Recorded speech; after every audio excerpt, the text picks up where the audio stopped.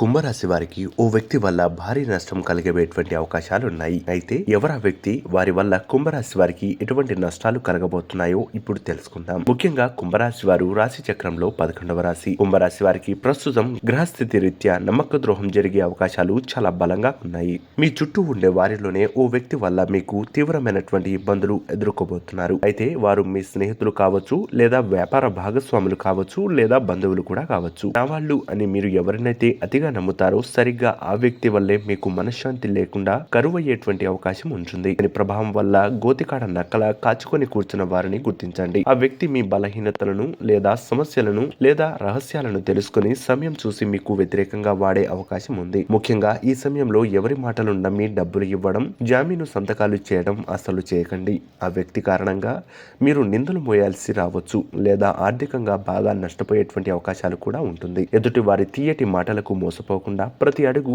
ఆచితూచి వేయడం చాలా మంచిది. అంతేకాదు ఈ యొక్క కుంభరాశి వారు ఎంత కఠినంగా ఉంటారో అంత జాలి గుణాన్ని చూపిస్తూ ఉంటారు. ఆ జాలి గుణాన్ని ఆసరగా తీసుకొని కొంతమంది మిమ్మల్ని తీవ్రమైనటువంటి వెన్నుపోటు పొడిచేటువంటి అవకాశాలు ఈ రాశి వారికి ఉండవచ్చు. కాబట్టి ఖచ్చితంగా మీరు ఇటువంటి విషయాల్లో జాగ్రత్తగా ఉండాలనేది మాత్రం మర్చిపోవద్దు. అలాగే ఈ రాశి వారికి 8 అంకెను అదృష్టంగా చెప్పవచ్చు. ఇది శని భగవానుడి యొక్క సంఖ్య. మీకు రక్షణనిస్తుంది, అలాగే కొన్నిసార్లు కాపాడవచ్చు కూడా. అలాగే ఈ యొక్క రాశి వారికి అదృష్ట వారం శనివారంగా చెప్పవచ్చు. ఈ సమయంలో వచ్చే సమస్యలను అధిగమించడానికి హనుమంతుడిని ఆరాధించండి, లేదా ప్రతి శనివారం నవగ్రహాలకు ప్రదక్షిణలు చేయండి. మౌనంగా ఉండడం, మీ విషయాలు గోప్యంగా ఉంచడం అనేది ఇప్పుడు మీకు శ్రీరామ రక్షగా చెప్పవచ్చు. అంతేకాదు మరిన్ని వివరాలు లేదా ఏదైనా సమస్యలు ఉన్నట్లయితే ఖచ్చితంగా పైన కనిపిస్తున్నటువంటి నెంబర్ కు కాల్ చేసి ఇక పరిష్కారం పొందవచ్చు.